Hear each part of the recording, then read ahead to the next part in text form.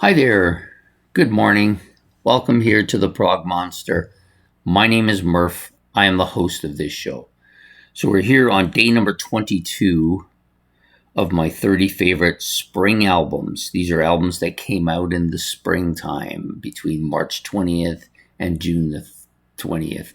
That's the spring in the northern hemisphere. Those are the albums we're talking about. And this is the series that we are running for the month of April. And the album I've chosen, you've actually seen this album already once this week on the mini series that I'm running on Tuesday called Album Runs. Which album run did it better? And this is Let There Be Rock, AC/DC. Now, this is arguably my favorite AC/DC album.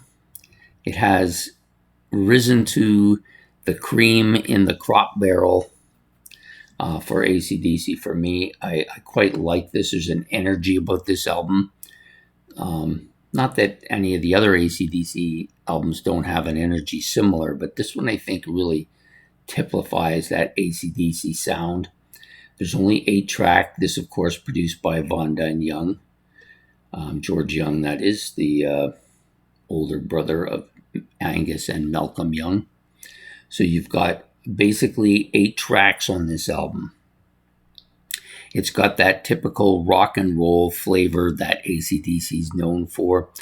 You know, I say rock and roll as opposed to just rock or hard rock because that rock and roll flavor feels a little tied over to the 1950s. They were trying to capture some of that. I'm almost sure of it. But they also had a very strong hard rock element to them. Now, some people would say these guys are a metal band. I don't agree. I don't think they are. But I think they are one of the legendary rock and roll bands, really hitting their stride in the 80s with their Back in Black album. But their earlier stuff with Bon Scott, fantastic. Some of the good stuff on this album, Dog Eat Dog, Eat Cat 2. Really strong song. Probably was early on my favorite track on this album.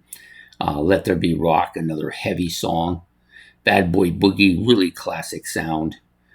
Problem Child, that is and probably still is my favorite song on the album. Overdosed on You, yeah, another great tune. Hell Ain't a Bad Place to Be, and then it ends off with one of their classic song, Whole Lotta Rosie. This is from top to bottom, near perfection.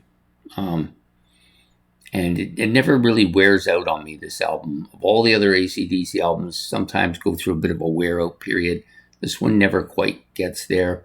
I love this greenish kind of foreboding color on the front, and then shot of Angus there with the guitar in his hand on the back too. Really strong album. So to me, this is a near perfection album, and it also is an album that belongs here on my list. So if you want to hit the like and subscribe, you can do that. If you want to talk about AC/DC or their albums, you can do that. If you want to talk about this spring album, Let There Be Rock, you can do that. Or if you want to just pick your own album, you can do that. So please do all those things, and see you tomorrow on the Prog Monster. Take care, have a good evening and a good night, and goodbye.